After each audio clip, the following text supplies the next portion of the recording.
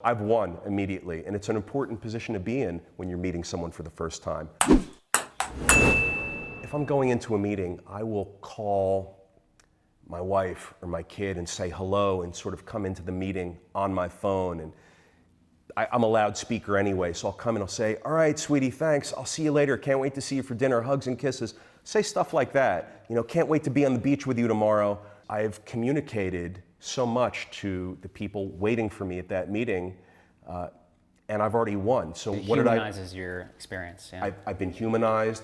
I've been seen as a good guy probably because I'm on the phone with my daughter. I've been seen as maybe like a fun guy because now we're talking about being on the beach tomorrow or being skiing tomorrow.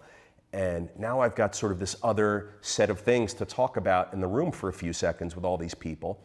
I'm not just walking into the room saying, oh, hi, Peter Siegel, nice to meet you. Can't wait to listen to your pitch about this product.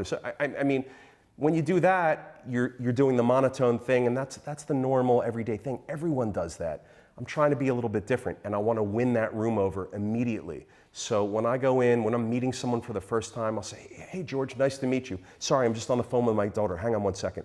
All right, sweetie, love you, bye. And then immediately, George, you're like, wow. You know, whatever you think, it's different than what you thought before you heard me on that call. So I've won immediately, and it's an important position to be in when you're meeting someone for the first time, or when you're even meeting someone not for the first time, but you're trying to drive home a contract, a deal.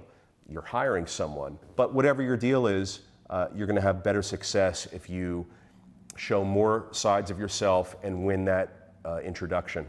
Yeah, and what you're really saying there is it's not so much that you're putting on anything, you're just revealing, you're finding ways to reveal yourself. It's authentic. I mean, exactly. I'm not faking it. Right, exactly. I mean, I love talking to my daughter, and I love talking to her about what we're doing this weekend, and I do that all the time anyway, but I will knowingly find myself on the phone, walking into meetings, being introduced to someone for the first time, and I will often have that phone call just extend for a couple of seconds, and I'm not embarrassed about it, and I don't think that I'm breaking protocol by being on the phone, coming in to meet you for the first time, and I'm not looking at it like I'm being rude by being on the phone, coming in to meet you for the first time. Well, and what that does is it breaks down the formal barriers that prevent us from actually seeing who the other person is on the other side of the table. Yeah, I mean, we're all so stiff when it comes to business and when it comes to meeting people, and it's nice to meet you. You know, I mean, have a little bit of personality. We've talked about relationships. We've talked about building bonds and solidifying the bonds and having moments between people that make great relationships, that are reliable, long-term, trusting, good relationships. I mean, this is sort of how you do it. It's how I do it, at least.